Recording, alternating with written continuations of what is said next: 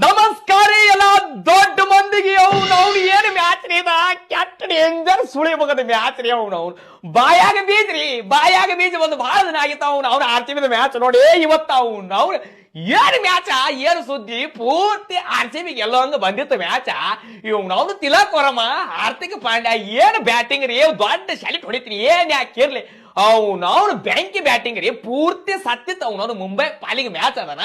ಪೂರ್ತಿ ಅವ್ರ ಕಡೆ ಹೊಳಸ್ಬಿಟ್ರೆ ಮ್ಯಾಚ ಪೂರ್ತಿ ಅವ್ರ ಕಡೆ ಹೊಳತು ಆರ್ ಸಿ ಬಿ ಇನ್ನೇನು ಸೋತತ ಅಂತ ನಾವು ವಿಚಾರ ಮಾಡ್ಕೊಂಡು ಕುಂತಿದ್ವಿ ಅವ್ನು ಲಾಸ್ಟ್ ಮೂಮೆಂಟ್ಗೆ ಭುವನೇಶ್ವರ ಒಂದು ಈಕರ್ಸಿದ ವಿಕೆಟ್ ತಿಲಕ್ ವರ್ಮ ಅದು ಹ್ಯಾಸಲ್ವುಡ್ ಹಾರ್ದಿಕ್ ಪಾಂಡ್ಯ ತೆಗೆದ್ರು ಅಲ್ಲಿಗೆ ನಮ್ದು ಮ್ಯಾಚ ಗೆದ್ದೀವಂತ ನಾ ಕೂತಿದ್ವಿ ಲಾಸ್ಟಿಗೆ ಉಮನ